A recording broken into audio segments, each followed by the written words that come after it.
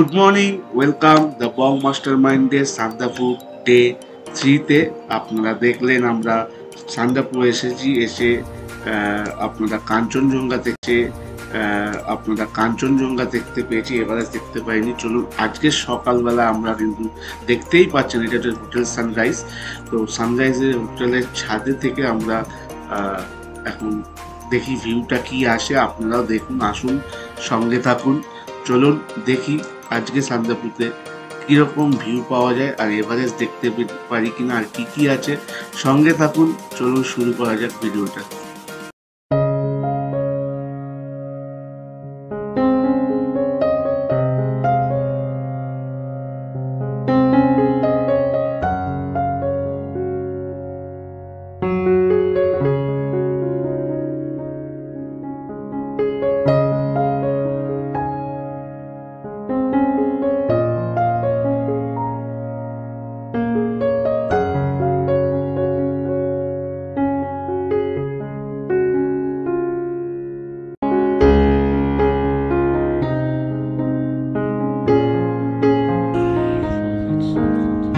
অবশেষে দেখা গেছে এই যে স্লিপিং বুদ্ধার, এই যে কতটা দেখতে পাচ্ছেন আমি জানি না আপনারা, বাট চোখে কিন্তু খুব সুন্দর দেখা যাচ্ছে। আরো ক্লিয়ার হলে আপনাদেরকে দেখাবো।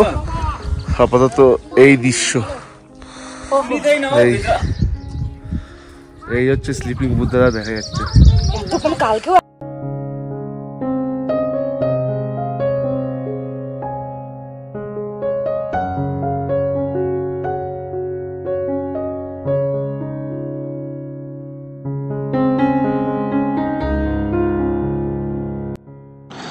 কাঞ্চনজঙ্ঘা অবশেষে দেখা মিলল, খুবই সুন্দর লাগছিল দেখতে দৃশ্যটা। তো এই পরের দিন সকালবেলা কিন্তু মানে অনেকটা ক্লিয়ার আমরা কাঞ্চনজঙ্ঘা দেখতে পেয়েছি।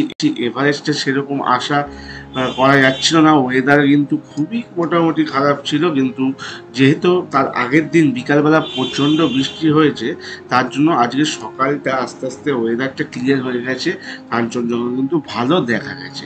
আপনারা যদি চান কাঞ্চনজঙ্ঘা এভারেস্ট দুটোই একসাথে ভালোভাবে দেখতে, তাহলে কিন্তু আপনাদেরকে এপ্রিল, মার্চ বা ফেব্রুয়ারিতে আসতে হবে। আর যদি চান যে বরফ দেখতে বা বরফে একটু কাটাতে, যদি ঠান্ডা সহ্য করতে পারেন, তাহলে আপনারা আসুন নভেম্বর, ডিসেম্বর, জানুয়ারিতে।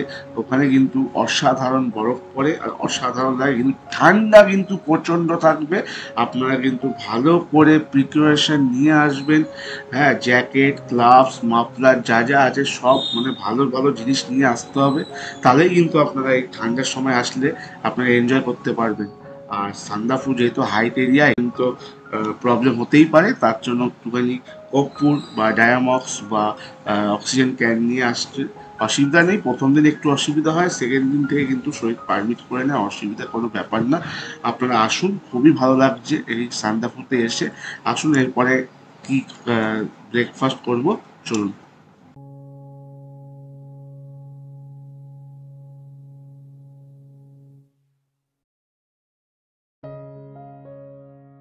আমাদের হোটেল অসাধারণ, হোটেলের রিসেপশন আছে আমাদের চার্লি। ইয়েস, চার্লি ম্যাডাম খাচ্ছে থুপকা। কেমন থুপকাটা? সানরাইজে বসে আমরা এখন থুপকা খাচ্ছি। থুপকা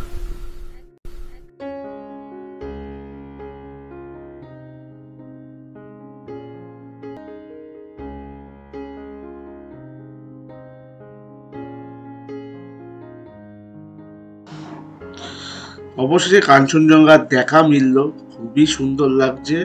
আজকে ওয়েদারটা বেশ ভালো। তো আমরা এই সানরাইজ হোটেলের ছাদ থেকে, যেখানে ভিউ পয়েন্ট বলা হয়, তো এই ভিউ পয়েন্ট থেকে আজকে আমরা কাঞ্চনজঙ্ঘার দৃশ্য দেখতে পেয়েছি। আগের দিন হালকা দেখা গেছে, যেটা আপনারা দেখেছিলেন আমার আগের ব্লগে।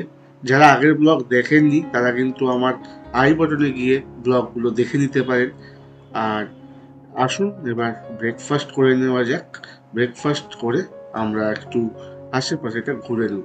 চলুন দেখতে থাকুন, আর আমার লাইক সাবস্ক্রাইব অবশ্যই করবেন, আর এইভাবেই আমাকে সাপোর্ট করে যান। চলুন এবার দেখি ভিডিওটা।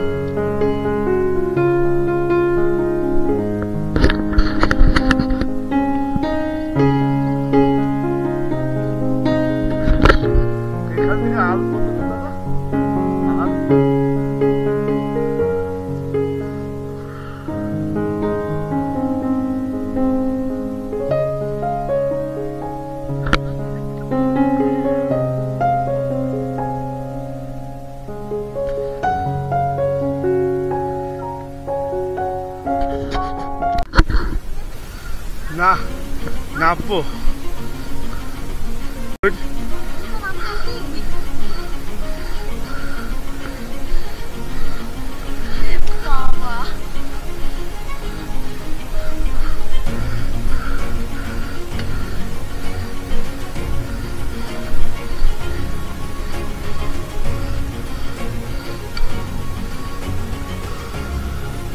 শাড়ি পরে রিক্স হয়ে যাবে, ফেসে গেলে মুশকিল হয়ে যাবে।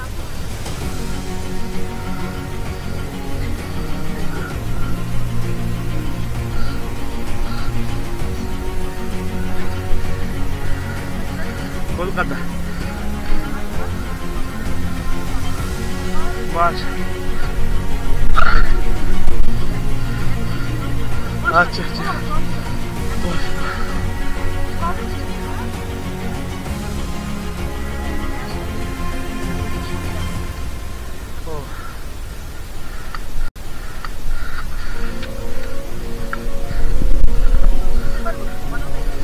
আমি বুঝতে পারছি, কিন্তু শাড়ি ফেসে গেলে মুশকিল।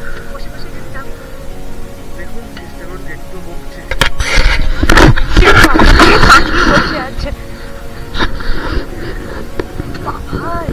মারাত্মক খারাপ।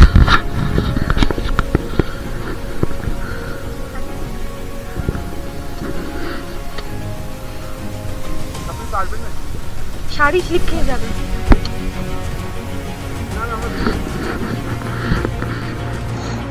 এরপরে যেটা দেখছেন এটা একটা ছোটোখাটো একটা পাহাড়, যেটা একটু খাড়াই পথ উঠে যেতে হবে ওপরে। তো আমরা সেটাই উঠেছি।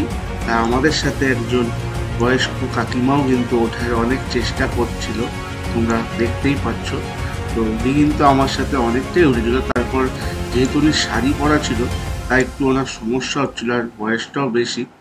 তো উনি তারপর দেখলো যে ওনার পসিবল না আর ওঠা, তো উনি আস্তে আস্তে নেমে গেছে। তারপর আমরা উঠেছি। এখানে কিন্তু খুব সুন্দর দৃশ্য দেখা যাচ্ছিল। যারা আপনারা ফিট তারা কিন্তু এখানে উঠতেই পারেন, অসুবিধা নেই, একটু সাবধানে উঠবেন। আসুন দেখুন সুন্দর দৃশ্য।